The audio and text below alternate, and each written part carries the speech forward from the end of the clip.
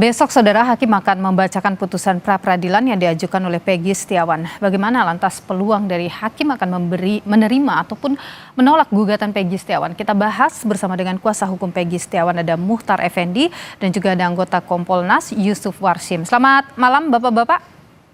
Selamat malam Mbak Nilu. Selamat malam. Selamat malam Pak Muhtar. Oke. Siap. Saya ke Pak Muhtar dulu. Pak Muhtar, saya yakin Anda tentu bersama tim kuasa hukum merasa optimis ya ini akan bisa dimenangkan oleh Peggy Setiawan. Tapi apa yang paling kemudian membuat tim kuasa hukum ini yakin mungkin bisa memenangkan pra-peradilan ini? Baik, Mbak, mohon izin Pak Yusuf. Jadi hal-hal yang membuat kami optimis bahwa pra-peradilan ini akan dimenangkan oleh kami, memang sejak awal rasa optimis itu sudah menghigapi kami semua ya, tim kuasa hukum PI. Kenapa demikian? Karena kalau berbicara tentang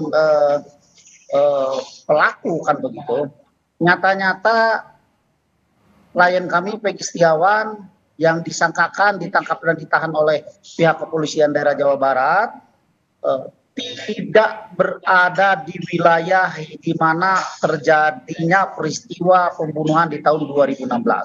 Karena memang beliau sedang berada di Bandung dan itu semua disampaikan oleh rekan-rekan beliau. Itu yang pertama. Kemudian yang kedua, pada saat juga dilakukan penggeledahan oleh pihak kepolisian di tahun 2016, ibunya Peggy Setiawan kan sudah menyampaikan juga bahwa Peggy itu ada di Bandung.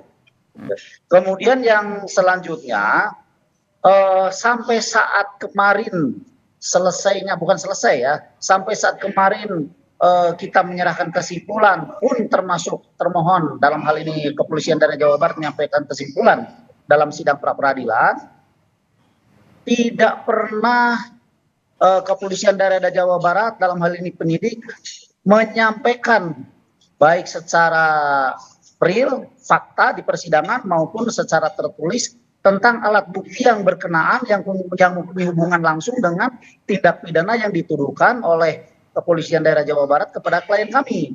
Nah, apa itu? Kami mengharapkan pada saat itu pihak kepolisian memperlihatkan kepada kami tentang alat bukti yang punya korelasi yang kuat.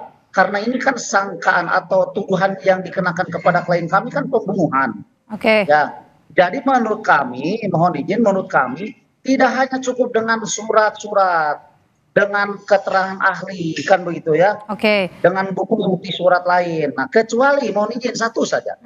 Kalau saja bukti surat yang dimiliki oleh Polda, misalkan hasil visum et repertum, kan gitu ya, atau hasil autopsi pada tahun 2016 menunjukkan bahwa pelaku yang mempunyai hubungan erat dengan pembunuhan itu adalah klien kami, silakan dibuka. Ya, kan dulu ada hasil visum et repertum, salah satu diantaranya bahwa korban mohon izin di autopsi ya, saya bilang di autopsi, bahwa korban meninggal karena ditusuk oleh samurai pendek. Tunjukkan dong samurainya yang mana. Kemudian dibilangnya ada sperma yang tercecer di tubuh korban Vina waktu itu ya. Tunjukkan bahwa itu adalah sperma berdasarkan hasil tes DNA adalah sperma klien kami. Dan sidiknya pun harus ditunjukkan melalui hasil daripada autopsi, demikian. Oke, baik. Pak Yusuf, kalau Anda melihat semua yang dibawa oleh tim dari Polda Jawa Barat dalam pra-peradilan Peggy ini, apakah cukup kuat untuk meyakinkan hakim bahwa ini adalah Peggy yang dimaksud, dia memang pelaku pembunuhan itu? Tidak ada cacat prosedur di situ. Baik, terima kasih Mbak Nilu. Dalam pemantauan terhadap proses jalannya sidang pra-peradilan yang dimohonkan oleh pihak kuasa, oleh pihak Peggy Setiawan, yang telah dijawab permohonannya oleh termohon Polda Jabar itu tentu kami pantau apa yang telah kami pernah mendengar dan menyimak serta melihat pada saat kami melakukan pemantauan langsung terkait dengan proses penyidikan Peggy Setiawan terkait dengan alat bukti yang dijadikan dasar dalam penetapan tersangka. Nah, secara spesifik apa yang telah disampaikan oleh pihak Polda Jabar tentu menjawab semua permohonan dari pemohon pra peradilan. Nah, setidaknya ada dua hal yang secara garis besar dua hal pokok yang dimohonkan dari pihak pemohon itu kan pertama itu terlihat di dalam fakta-fakta persidangan yang dikemukakan, yang dipaparkan, yang coba ditunjukkan di majelis sidang pra peradilan. Pertama terkait dengan prosedur, yang kedua terkait dengan bahwa penyidik Polda Jabar tidak memiliki alat bukti di dalam menangkap dan menetapkan tersangka Peggy Setiawan alias salah tangkap atau error in persona. Dua hal ini tentu sebenarnya sudah dijawab oleh pihak Polda Jabar, hanya apakah jawaban dari pihak Polda Jabar ini pertama terkait dengan prosedur, yang kedua terkait dengan alat bukti di dalam menetapkan tersangka itu tentu ini menjadi kewenangan majelis hakim untuk bisa menilainya, karena ini sudah masuk dalam proses kita menunggu putusan pengadilan pra peradilan besok, jadi sepenuhnya kita serahkan. Hanya kita bisa menduga bahwa kemungkinan hakim akan mempertimbangkan prosedur ketika berpihak kepada pemohon, di mana membatalkan penetapan tersangka, menyatakan tidak sah. Dua hal itu yang akan menjadi pertimbangan terkait dengan prosedur atau terkait dengan tidak adanya alat bukti yang cukup. Begitu juga apabila itu putusannya berpihak pada Polda Jabar yang menyatakan sah, kemungkinan itu. Tapi juga ada kemungkinan lain. Kalau kita mendengarkan pernyataan putusan untuk Indonesia, barangkali ada semacam katakanlah membatalkan penetapan tersangka dengan koma. Begitu juga nanti barangkali menyatakan penetapan tersangka itu sah, barangkali dengan koma. Karena dua hal ini bisa dua-duanya dipertimbangkan, bisa salah satunya terkait dengan prosedur, terkait dengan alat bukti. Dua hal ini sebelumnya telah pernah kami sampaikan untuk diperkuat, dan kami berikan saran-saran karena tujuan Kompolnas kan mewujudkan Polri yang profesional. Bagaimana profesionalitas penyidikan ini, dua hal itu sudah pernah kami sarankan. Ketika nanti diuji pra peradilan, penyidik harus mampu menjawab dua hal itu. Oke. Tapi Pak Muhtar begini, maaf Pak Yusuf begini. Ketika dalam persidangan pihak dari Polda Jawa Barat kan bersikukuh bahwa tidak ada kesalahan prosedur di situ. Ini kemudian juga tidak salah tangkap, diperkuat dengan ada kesaksian, kemudian juga ada ahli yang menyatakan dan juga ada surat atau dokumen. Tapi kemudian banyak pihak menilai bahwa itu tidak relevan gitu. Kalau Kompolnas sendiri melihat itu bagaimana? Dalam pantauan Kompolnas tentu kaitannya dengan penetapan tersangka itu menjadi kewenangan penyidik. Kami menghormati kewenangan itu. Kami sendiri ketika melakukan pemantauan langsung dan meminta klarifikasi, kami memposisikan dalam posisi seperti Pak Mukhtar ini dengan mengedepankan ajas praduga tak bersalah, mempertanyakan semua proses yang dilakukan oleh penyidik, termasuk mempertanyakan apa alat bukti yang dijadikan tersangka itu. Apa yang sudah dijelaskan kami cukup memahamin.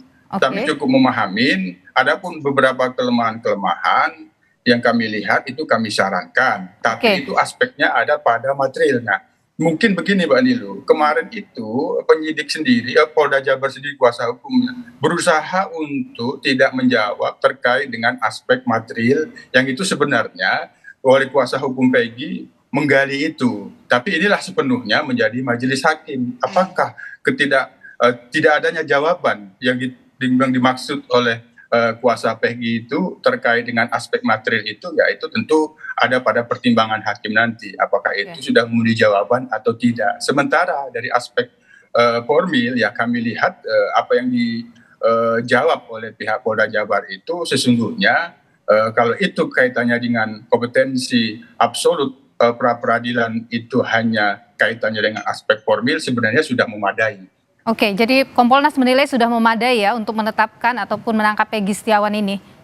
Ada aspek jawaban formil. Kalian tanya kalau itu pra peradilan kompetensi absolutnya itu hanya aspek formil saja. Tapi kalau itu kaitannya dengan material tentu ada hal-hal yang tidak bisa dijawab atau tidak mau menjawab pada sidang kemarin itu. Iya, karena kemarin itu adalah sidang pra peradilan ya, tidak masuk ke material. Saya ke Pak Muhtar. Pak Muhtar, kemarin itu hakim mengeluarkan statement yang menarik ya dalam persidangan itu, yaitu menyebut bahwa tidak ada tekanan. Saya tidak ada tekanan dalam ini, saya tidak punya kepentingan dalam kasus ini, dan saya akan memutus yang terbaik bukan untuk pemohon ataupun yang termohon, tapi untuk Indonesia.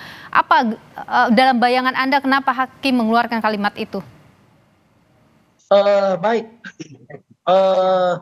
Kami sangat sepakat dan setuju dengan apa yang disampaikan oleh Hakim Tunggal Bapak Eman. Itu menandakan bahwa beliau dalam melaksanakan tugas dan kewenangannya sebagai Hakim Tunggal dalam proses pra peradilan ini atau dalam gugatan pra peradilan ini, beliau benar-benar menunjukkan integritas yang tinggi dan juga benar-benar menunjukkan sebagai seorang hakim yang memegang teguh daripada prinsip-prinsip daripada seorang hakim.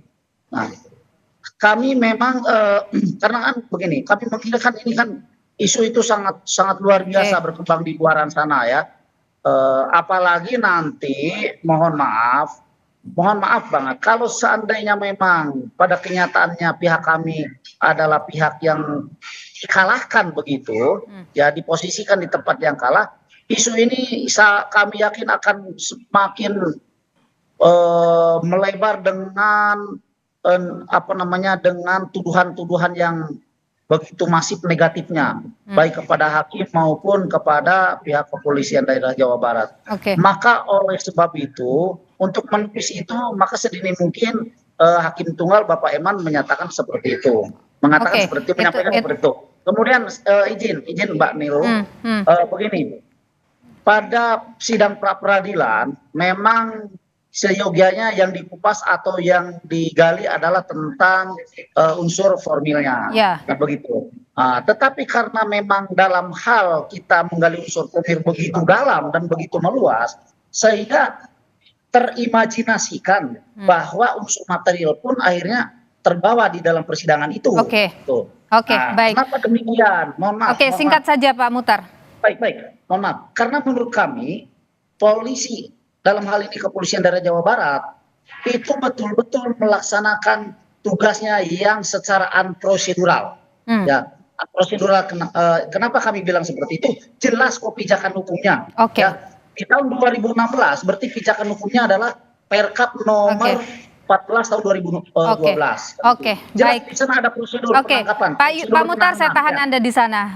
Kita terbatas dengan waktu. Saya ke Pak Yusuf dulu terakhir. Pak Yusuf, apapun putusan yang diberikan oleh hakim tentu akan kita terima besok. Tapi seandainya memang disebutkan ada kesalahan cacat formil dalam penetapan tersangka terhadap Peggy Setiawan, apa yang bisa dilakukan oleh polisi nantinya itu? Apapun putusan pra peradilan besok oleh Hakim Tunggal Hakim Eman, tentu apakah itu berpihak kepada Peggy Setiawan, tidak berpihak kepada penyidik atau sebaliknya, itu belum akhir dari sebuah cerita. Meskipun besok itu pihak Peggy dikabulkan permohonannya, tentu penyidik tetap dituntut untuk bisa menuntaskan 3 DPO yang termasuk di dalamnya Peggy alias Peron. Begitu juga apabila putusan besok itu berpihak kepada penyidik yang tidak mengabulkan pemohon, tentu masih ada proses yang panjang. Penyidik harus memenuhi berkas di jaksa penuntut umum terkait dengan kebenaran materialnya, masih harus itu dibuktikan. Baik. Terima kasih Pak Yusuf Warsim, anggota Kompolnas, dan juga Pak Muhtar Effendi, kuasa hukum dari Peggy Setiawan. Tentu akan kita nantikan putusan yang dibacakan besok pada pukul 9 pagi. Terima kasih Bapak-Bapak.